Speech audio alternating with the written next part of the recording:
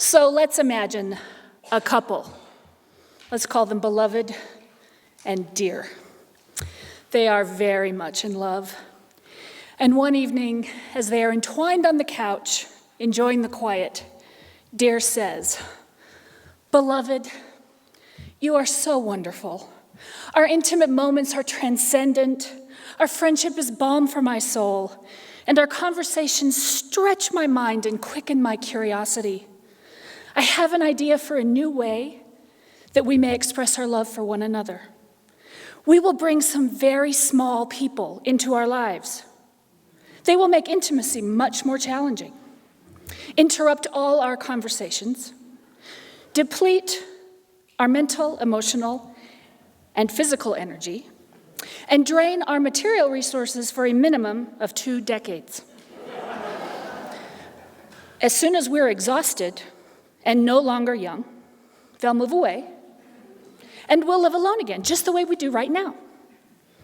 What do you say, beloved? Will you join me in this new adventure?" And beloved replies, "Oh yes, dear, what could go wrong?"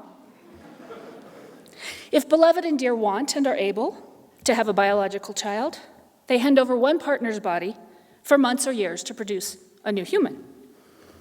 If our couple adopts, they hand over their wallets up front. If they use reproductive technologies to become pregnant, they'll hand over one body and both of their wallets. However they bring a new person into the family, they will usually do so with nary a thought for the hours that they will spend scrubbing spaghetti sauce off the ceiling above that section of the counter where they keep the bar stools. Beloved and dear are eager to share their love of great literature with their child, and have not yet realized that children arrive with their preferences pre-installed. Beloved and dear spent their youths memorizing wide swaths of Paradise Lost, which virtually guarantees that their child will pioneer a new drumming technique modeled after the music by hair bands of the 1980s. Their second child will retire from luge after shattering both legs on the track, because you can't see where you're going when you're lying flat on your back, hurtling downhill feet first really fast. Now, beloved and dear would have shared this information with their child, but their child isn't listening. Because why would anyone pay attention to people who have so often shrieked, "How does spaghetti sauce even get on the ceiling?" Beloved and dear's children aren't memorizing Paradise Lost. Beloved and dear's children don't even really like to read. Adam Smith was the economist who said that people would generally act based on rational self-interest, but he was a damn fool. If people really made decisions based on rational self-interest, we'd have stopped having children sometime after the Industrial Revolution, when our children's labor around the homestead or farm became unnecessary.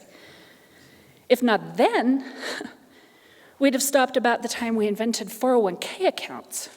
We don't need them for labor, and we have better ways to plan for our elder years than to hope our kids will take care of us instead of putting us in the coat closet and sliding scraps of food under the door.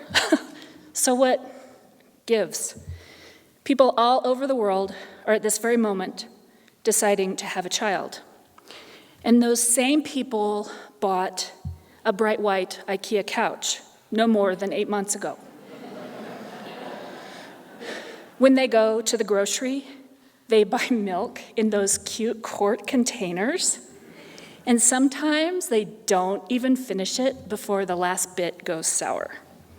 They've heard of Costco, but they don't really know what it is unless they're drinkers. In which case they walk right past those gallon tubs of margarine to the gallon jugs of booze. And they don't even need it yet. They've never noticed the colossal boxes of diapers at Costco, but if they did, they'd assume one case hold diapers for a month, instead of knowing it's enough diapers for the trip home plus part of one weekend. Some kids poop like it's a hobby. Some kids have distance goals. And no, they do not care about your beautiful white couch. I have no idea why people keep having children. I don't even know why I had kids. There are cheaper ways to express the love one has for one's partner, and the world is full of puppies on which one may shower affection without the need to usher those puppies into responsible, happy adult lives. Except for all the tedium and agony, for all the expense, for all the actual, real hours I have spent wiping spaghetti sauce off of my ceiling, some days I believe that being a parent is the best thing I've ever done. There are all kinds of love in the world, and they're all fantastic. But the love I have for my kids is the most transformative love I've ever experienced this side of my love for my Creator.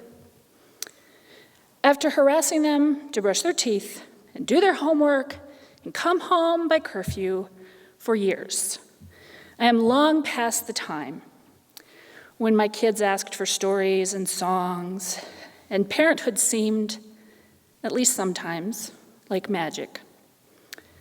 I still say it's an irrational enterprise. But for all the ways I have tried to shape my children, they have shaped me infinitely more. Right now, today, this day, parenthood is painful and challenging.